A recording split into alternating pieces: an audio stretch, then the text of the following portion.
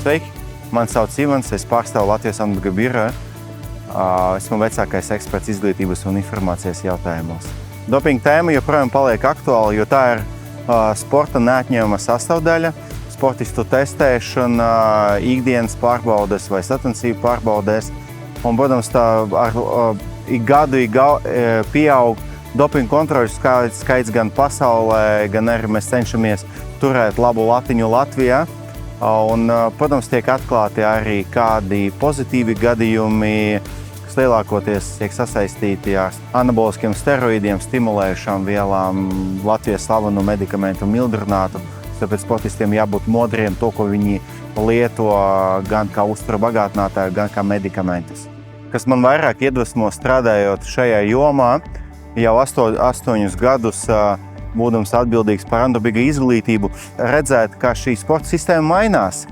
Ka tas lietas, par kurām agrāk esmu stāstījis, likās, labi, beidz, taču visi lieto. Bet tad, kad tu sāc runāt, ka tiešām arī, piemēram, nezināšana vai tāda ticība, ka viss sports ir inficēts ar dopingu, tas arī paver vārtus dopinga lietošanai. Kāds mans būtu ieteikums sporta sabiedrībai, un šeit būtu mūsu patiesa sports ieteikumi, ar kur es vienmēr beidzu savu prezentāciju. Turpināt mācīties, trenēties pareizi un efektīvi. Tiešām meklēt tos veidus, kas tiešām virza tevi uz to panākumu. Protams, apzināties to, ka sportā aizliegto vielu lietošana apdraud ne tikai sportista veselību, karjeru, reputāciju.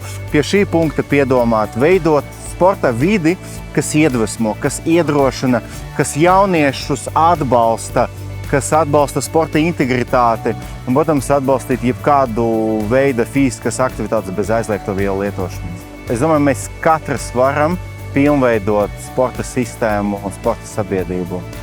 Vai mēs būtu skatītāji, vai mēs būtu dalībnieki, vai mēs būtu vecāki.